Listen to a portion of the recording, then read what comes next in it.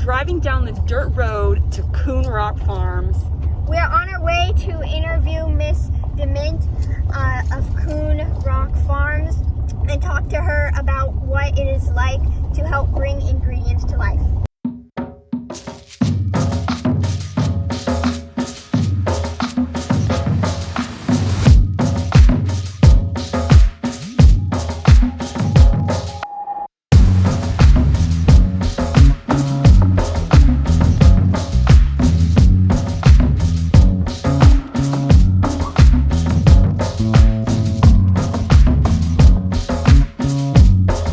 Lettuces that don't like grow when it's really hot out. So we put them in there, and we can put shade cloth, and we can mist them and keep them wet and cooler.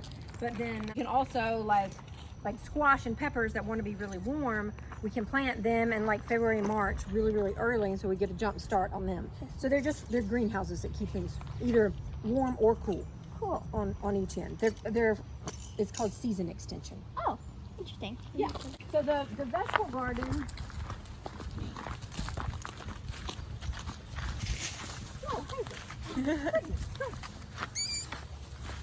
So these are chickens for meat. They're chickens that we raise to process and eat.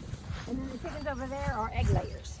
Makes sense. And the coop that's in there, it rolls around. So we can move it all around the farm, and that way we're spreading, the poop gets in there, it's really good, and so the poop gets moved through the garden, and it moves the nutrition everywhere. And the meat birds end up generally staying in they move a couple of times, not as often as the egg layers. So just to clarify, those are the eggs and those are the meat birds? Eggs, meat. How many eggs do you produce a week or? Hundreds and hundreds. Yeah, there's a few hundred egg layers, and each egg layer lays about 6 eggs per week. And will we see these eggs in our? Neil, be careful with the fence. It's hot. Yeah. So the fences are electrified, not because chickens can fly; they have feathers, and so they can come and go as they want. But at nighttime, they all go back in their coops and they roost because that's just naturally what chickens do. But there are a lot of predators who want to get there, so the fences are there to keep the predators from messing with the chickens at night. And those are anything from like hogs to weasels to raccoons. It's weird. You never know what's going to come for a chicken. And are these eggs, would we see them in like the supermarket, or would you order from the website? You order them from our website. We don't sell to any supermarkets. We just sell direct to customer. That's great. For sure. The gray thing? Yeah. It's their feeder. Oh. Yeah, so it's mobile too. Everything all the animal stuff we do is mobile, and you can like pick it up and move it around. And what's in season right now that you're growing? Oh gosh, heirloom tomatoes and squash and zucchini and corn and potatoes. Lots and lots of melons, cucumbers, peppers, eggplant, all kinds of every herb you can imagine. Some you can't. Some I never knew to imagine. And then we're growing some summer lettuces, and we'll start planting in flats to get ready for fall very soon as well. Nice. And then you can see, I'm not sure, I don't know how it's worth it to get there. To see those where like the garden kind of starts to go up, those are tomato plants. It's a few thousand tomato plants in cages. Wow. So if y'all wanted to like walk down there and take some pictures, y'all could totally do that. I need to go check on a little bit of something with dinner. Yeah. But there's a zillion tomato plants there, and some might be ripe, and if there's a ripe one that you want to pick and bring it back, go for it. The cages aren't electrified. In general, anything that looks like a fence, don't touch it. It should shock you. But obviously, the tomato cages are not. And real quick before we get back to your dinner, are these the only meat birds, or are they any, or not meat birds? Are these the only meats, or are there any other animals? There are. So we raise beef and lamb also, but they live on remote farms because they're 100% grass fed. So they only eat grass ever, which is what they were meant to do. Oh yeah. Cows and sheep who eat grain, it's just not natural. But we just don't have enough. So we're on 55 acres here, and you need a lot more acreage for grass-fed beef and lamb. And so our sheep actually live on solar farms. We rent them. Wow. Yeah, it's amazing. We rent them to solar farms, and they eat the grass under the great big solar arrays. That's and awesome. That means that the solar farms don't have to pay to have their grass mowed, and we have a nice, safe. Win-win. Yeah, total Amazing. win-win. Yeah. So that's where the sheep live, and then the cows live just on rented land, and someone takes care of them. Like the newspaper or something about how like the sheep were living, how they were living in the solar farms. Yeah, they're so great, and it means because the solar farms, they don't want lawnmowers that come in and throw rocks and break a $100,000 solar array, and our sheep really don't mess with them. They just kind of sit there and march all day. That's great. Yeah, it's really great. And then we have pigs that are in the top garden that I'm not sure it's smart to trudge to. Yeah, makes. They're heritage breed. They're called Mangalitsa, and they look like the love child of a sheep and a pig because they have curly hair. Whoa! Crazy. I'll find y'all pictures. That is so cool. They're super great, and they live outside. They get moved around the same as all the animals here. Does it taste different? It's very different. Yeah, it's a very different creature because they live outside and they forage, and so they're eating. They have a diet that's actually incredibly rich in beta carotene, which is the beta carotene comes from anything that has a lot of color. Yeah. So, think about carrots. Beta carotene. So things that are orange and red and green, those all have lots of beta carotene. And this is Ava. So the pigs are eating, because they're foraging, they're eating grass and grubs, and they'll get moved here very soon. And this is where it's all weedy and ugly. That's the end of the spring garden. And there's like the cabbages that were too ugly to pick. They're still in there. And the pigs will get moved in there, and they will eat everything. When they are done, it will look just like that plot beside it. So they're the lawnmowers of Yes, the they're lawnmowers, garden. and there will be nothing left. They're magic. Magic. Yeah. I would imagine your chicken eggs are also a lot better too. Yes, right? they're a lot better, and they do the same thing. They forage, they pick, and their yolks are like dark orange, not yellow. Yeah, Wow. never yellow. I've been seeing those on pasta videos where people make pasta, and I always wonder how they get the eggs that beautiful, and the pasta always looks so much better. And I enjoy making fresh pasta, so we're gonna have to get some. Yeah, those you'll eggs go home online. with eggs. Yay. I'll send you home with some. Thank you. All right, y'all check tomatoes before Yeah. it rains on you. And Okay. Thank you so All right, much. Yes, be careful. See you in a bit. Ava, come with me. Come on. I've been seeing those, dark eggs, and it's so cool. These are the meat birds. Yes. They And get then over eaten. there are the. We should probably go to the tomatoes. Yeah, we should go to the tomatoes. Oh, yeah, because of before. You can see there's all the cabbages she was talking about. It's crazy how the pigs are going to eat all of this up in time for fall, and then it's crazy. Like, this is what it's gonna look like over here. Wow. We're here on the farm. It is gorgeous out here. We saw the meat chickens, the egg-laying chickens. We saw some of the greenhouses with all the fresh veggies there. Right here you can see the plot that's been kind of cleaned up. And if you see behind us, there's all the stuff that needs cleaning up. Yes, so the farm grows a special, has a special kind of pig, and these pigs are supposed to be much better and have a better diet than other pigs. They are going to come, their pen will come in this huge plot of land, and it's a win-win because they will pick up some of the cabbage that was too ugly to pick, as well as get fed with good, nutritious vegetables. And apparently what we're standing on right now will be what the rest of this looks like, which is unbelievable because some of it is as tall as our heads. So in addition, you can see the clouds and the storm that is coming. It is kind of eerie being here right before the storm, but we have been getting some beautiful drone shots of this gorgeous farm right before the storm comes. This is an amazing farm, and we're so looking forward to our interview with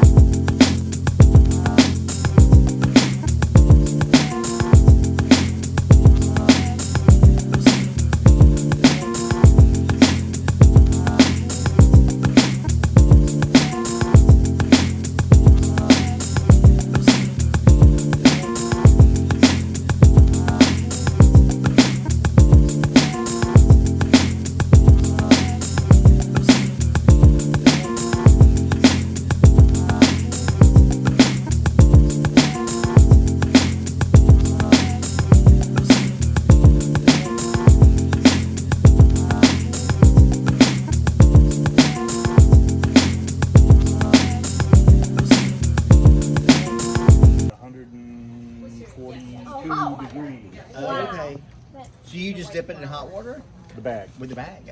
Oh. Is this beef or? This is beef. Did you? What did you? They were out. Jamie, what was the marinade on Basically, the? it's a dry rub, basically with garlic and smoked paprika and all the. It smells delicious. We are currently looking at this beautiful herb garden at the farm. There's all kinds of oregano and rosemary. We can show you, so over here is rosemary. Rosemary is a very obvious scent in my mind. If you notice, I'm rubbing it and then you can sniff it and you can tell what it is. Oils instead of picking it. For sure. Over here we have more rosemary. Here is lavender. You can tell it by the lavender flowers, which are lavender. Then there's sage, which are these big leaves. Lamb leaves, sometimes people call them. Yes. They're very Lemon. soft. They're Yes. for sure. So then I think Over here we have some chives. You can see these, like these, here, those are good, like onion-like, right? yeah. We are connecting some of the knowledge that we learned from our gardening edition that we Yes. had published in March, and using some of that knowledge to look here at this beautiful, beautiful herb garden that they have sure. with such a variety of herbs. Over here we have the smoker. We were told that this is used for bigger events and pig chicken. And then over here is the grapevine that will be ready to be harvested in about 6 weeks, so sometime during fall. Occoneechee Mountain, which is the highest peak east of the Appalachian Mountains. And for those viewers who don't know where the Appalachian Mountains are, they're like a big mountain peak that kind of cuts along the edge of North Carolina and a bunch of the other states there. And seeing a mountain like this makes it feel like we're not in Hillsboro at all. It's amazing.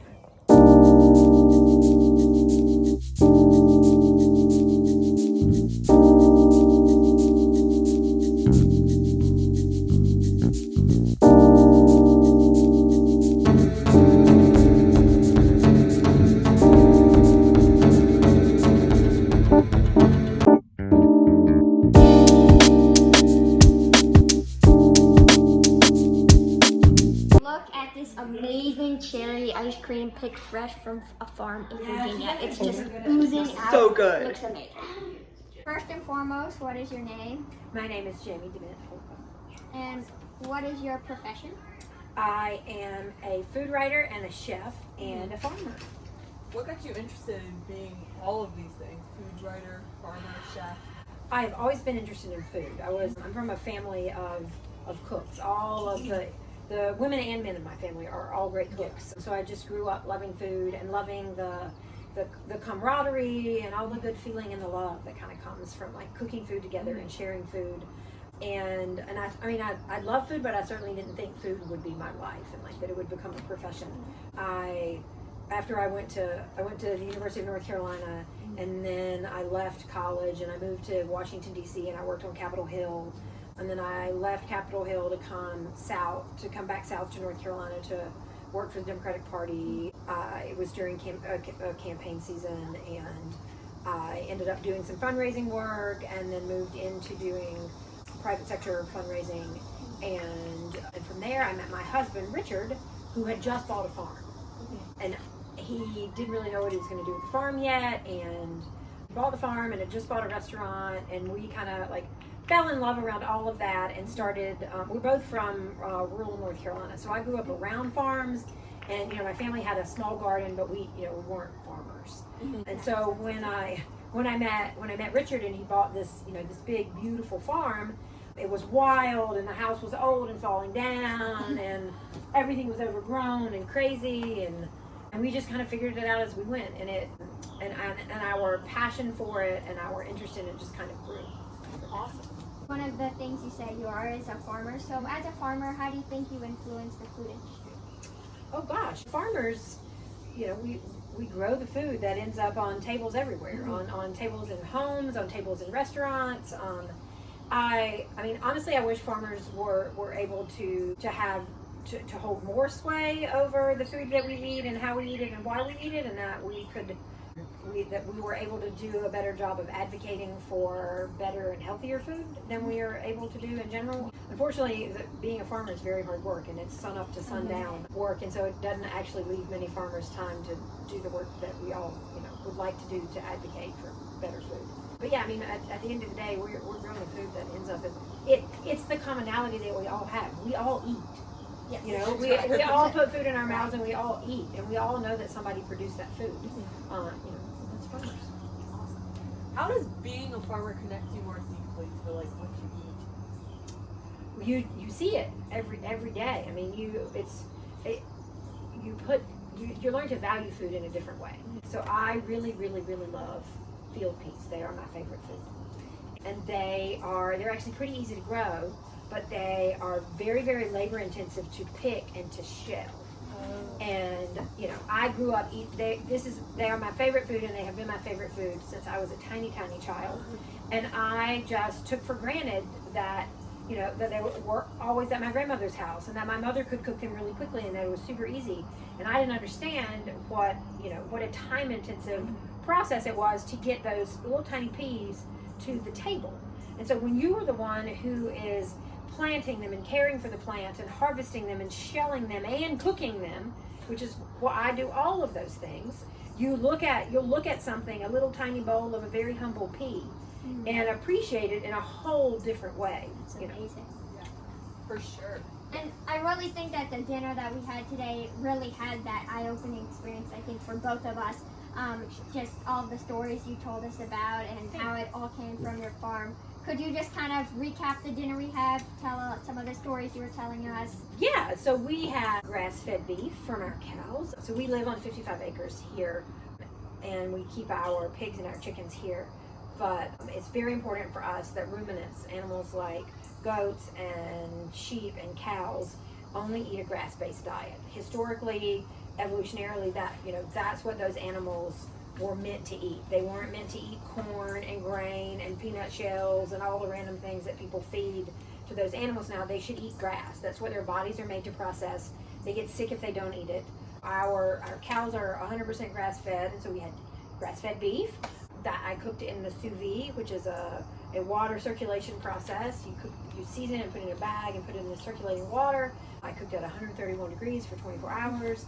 And then we seared it on a very hot grill, and we had an heirloom tomato salad with local mozzarella from North Carolina. Then we had potatoes from our farm with lots and lots of herbs that y'all went through the herb garden and saw all the herbs. So there's all the herbs that were on there and the garlic that was on there. All of that everything was from here. And the olive oil is not American, but it is olive oil from our friend who lives here in Hillsborough, who also owns property in Italy, and so she brings her olive oil back from Tuscany to Hillsborough. So for me, it's as local as it can possibly get. Yeah, and then we had the field piece. So you're talking about local and whatnot. Yes. Can you define that for us in like your words? Oh gosh. So local is one of those terms that gets thrown around, and it's like, like we were at a restaurant one night, and they had this thing on the menu that said local pork chops. And we said, oh, really? Where are these pork chops from? Because, we grow pork here in Hillsborough. We raise hogs here in Hillsborough. And they said, oh, it's from Tar Heel, North Carolina. Which, Tar Heel, North Carolina is where Smithfield Foods is based. Oh. And, which is the monster of the agriculture world. That is partially owned by people in China now. And, so it's not exactly local pork. And it's very different. So it is a word that gets thrown around because it's a hot button word, and it's what people expect to be used now. For me, local means that this is a product that is coming from an actual farmer, an individual human farmer who raised it on their land, and they're selling it directly to a customer or to a restaurant or to a family, and that there's a direct connection, and that and it depends on there's some products like that are like oysters. You're not gonna get oysters that are local to Hillsborough, North Carolina, because there's no ocean here. So a local oyster would be something from the North Carolina coast. So it's not necessarily something that you can say, oh, local is only something that comes from 30 miles away. But in my from my point of view, it's something that you can like make a personal connection with the person who grew it or made it, or you're getting it from as close a regional source as you possibly can. Okay. I feel like another term that's thrown around a lot is organic. Yes. So can you also define what that means to you? So organic has a, there's a federal definition about it that is, pages and pages long in FDA regulation. And a lot of that has to do with, if you're, there's basic things about are you spraying harmful chemicals and pesticides and horrible things like that. But then there's all these rules about, like, one of the things that's always been very strange to me is that to be a certified organic farm, you can bring in chicken manure from a non-certified organic chicken farm.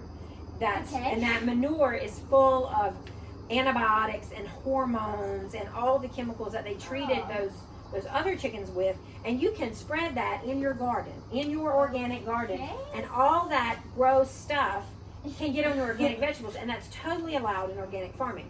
I don't believe in that. I don't think that's okay. So we say we grow things organically. We jokingly say we're more organic.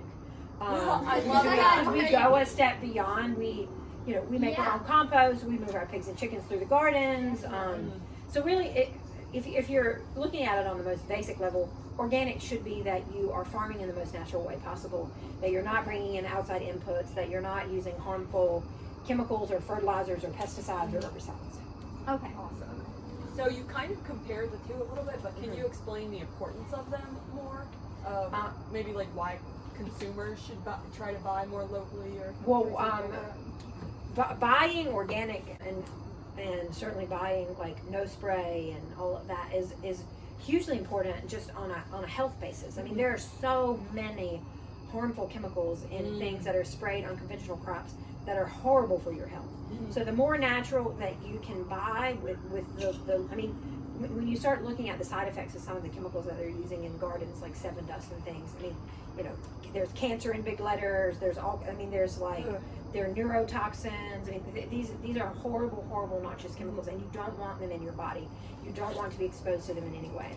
So just at the bottom line, organic is important for your health. I see. Okay.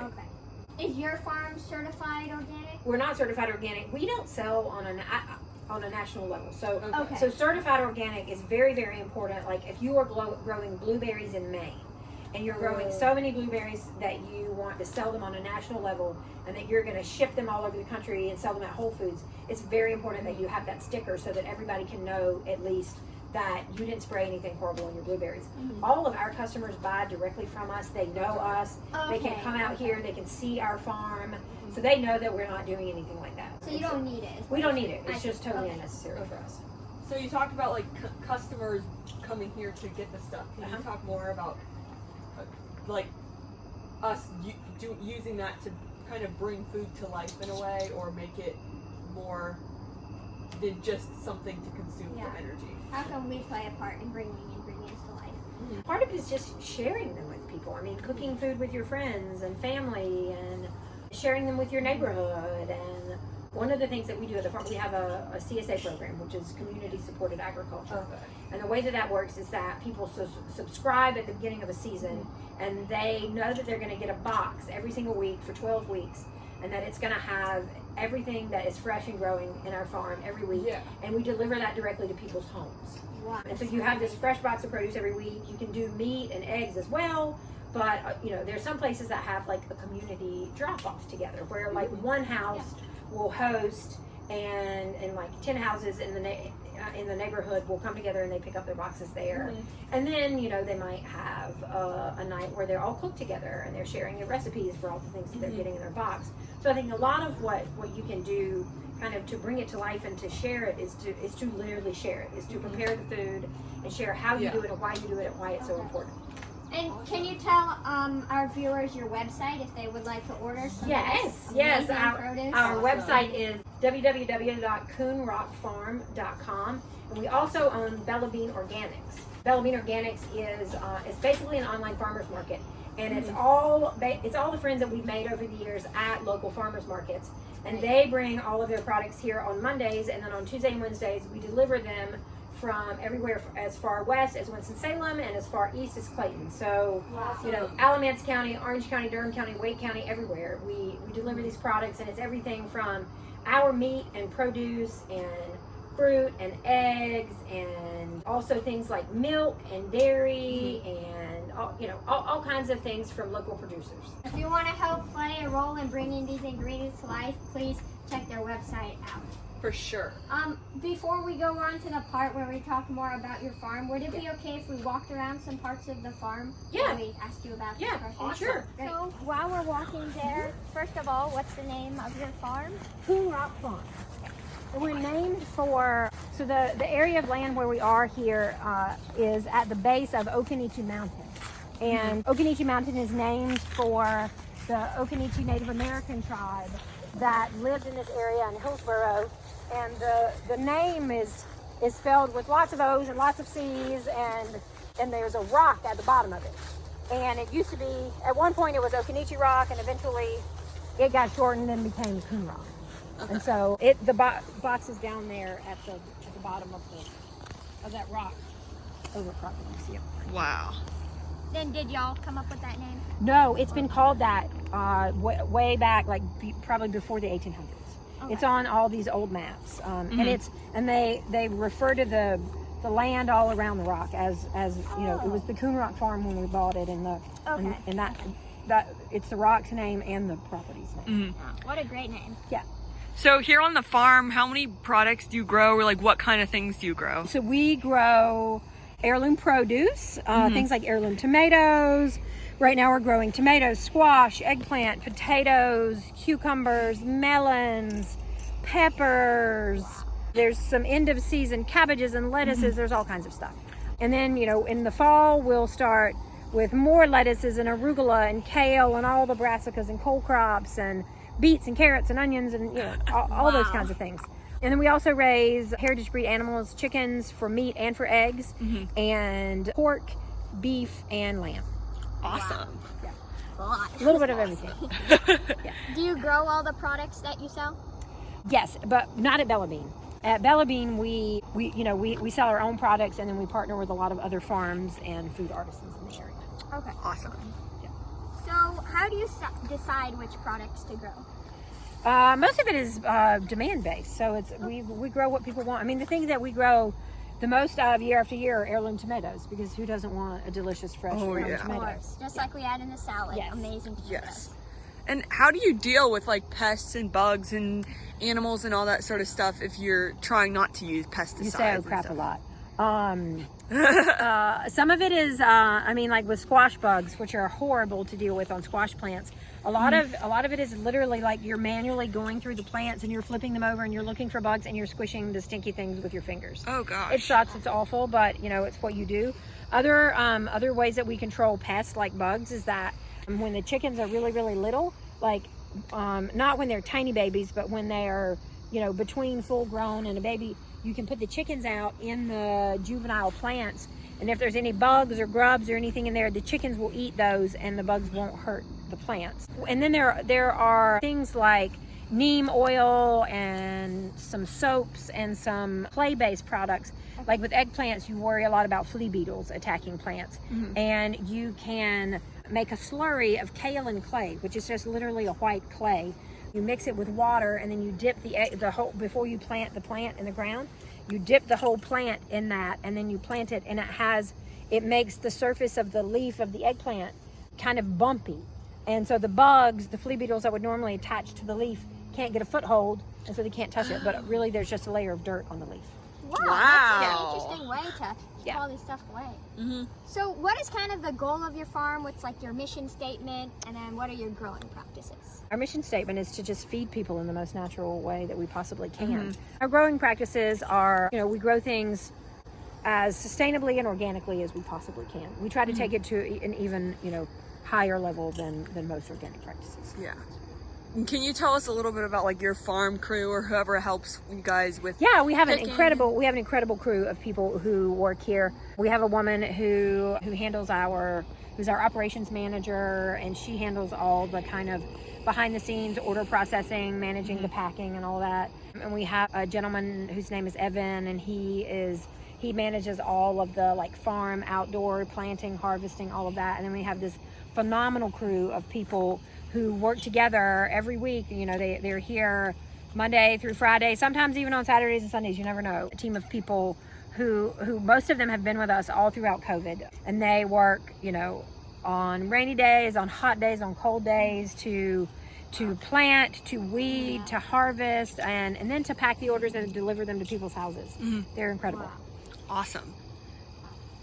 So we were talking a little bit about like your animals before and how those, you get the eggs and then you also get the meat from them. Could you talk about that a little bit more? Yeah, so that we were talking about our chickens. So we have the chickens over here behind you. Those are our meat birds. They're called Label Rouge chickens. So it's a French variety of chicken. They're you know, an older breed. They're made to live outside, and they can walk around and their legs work. And you know, it's not like in conventional agriculture where you have animals that have been bred to live in cages and never go outside and never see the sunshine. And these guys, they live outside. They have a different muscle structure. The meat tastes different. It's I mean, I joke that it's the most chickeny chicken you can ever eat. They live this super happy life outside all the time. The same with our egg layers. And the egg layers are a different breed of chicken. It's a breed that lays more eggs, and we have a mix of you know, Barred Rocks and Buffalo Orpingtons and Delawares. Awesome. I know it's getting dark, but can we walk down there a little bit and show us some of your specific crops and maybe tell us a little bit about what it's like to grow some of those crops, or any choice or recipes you have behind them?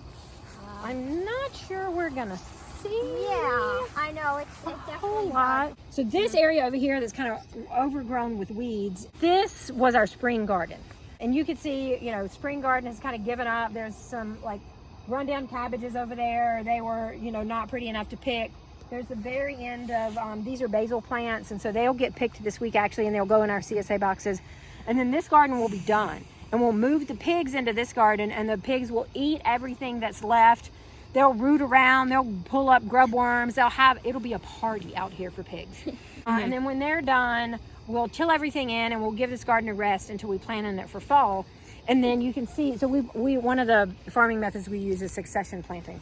We let this garden kind of lay fallow, and we plant one thing, and then a few weeks later we might plant that same thing again in another garden somewhere else in case, you know, something goes wrong. Or with, like we were talking about with pests, if you get squash bugs in one garden, you want to have squash planted somewhere else that don't have that bug yet. And so you'll till in and get rid of squash in one garden and move on to the next. Back there, in the way back, that's where all of the heirloom tomatoes are planted. And so, you know, they were that garden was resting during the spring. And so, you know, we planted there last winter, it got a break for the spring, and now we've planted in it for the summer again. And then when the tomatoes are done, the same trick will happen, that the pigs will move in and they'll eat everything that's left, and then it'll get a break, and then we'll plant again in the spring instead of the winter. Okay, and one of our final questions, more of a kind of, I guess, interesting question. Yeah. What do you think is the most unique thing that you have grown that may not be, I guess, as native to North Carolina? I grew pineapples. Wow! Yes! That is grew amazing. Pineapples. What is the secret? Oh gosh, I had to baby it. I mean, it literally was like my baby. I had to move it inside and out, and it took 1.5 years. And I grew two whole pineapples. That's still awesome. Yes, and they were What do they taste like? They were like, it was like pineapples on crack. They were so incredibly flavorful, but they were tiny. They were like that big. They looked like little mini pineapples, but they were so good and so sweet. I also grew 2 olives. Whoa! Wow. That is... That's very impressive. exciting, 2 olives. But Exciting, yeah. So those are my 2 great proud. I'm trying very hard to grow bananas, but I haven't achieved that yet. Okay. So I have to stick to my pineapple, my 2 pineapples and my 2 olives. That's awesome. Yeah. And then lastly, how do you deal with weather challenges? I know North Carolina can somehow have hurricanes. Has that ever hurt your crops? Have you rebuilt? How do you I mean, historically farmers are, we are at the whim of Mother Nature, and you just have to be ready to pivot. I mean, we've had hurricanes come through and flood. I mean, we are in a 100-year floodplain, and we've had hurricanes come through, and I mean, the Eno River is one of our property borders, and it should be pretty far away, and it's come up and flooded that greenhouse. What? And it's hundreds and hundreds of feet away. I mean, it's crazy. So you really just have to be ready to to pivot and replant and redo. And in general, with farming, even without natural disasters, on any given day, you have to be ready for everything to fail and screw up. You will start a day with a great plan, and you're going to get all these great things done. And 10 minutes into the day, the pigs will get out and they'll eat every single broccoli plant. And then, you know, the power will go out, or the tractor will break down, or whatever. And you just have to be ready to, you know, to figure out how to fix it, or to just move on. And I think that concludes our interview for today. Do you have anything else you would like to add? No, really, this has been a pleasure, ladies. I've had a great time. Thank you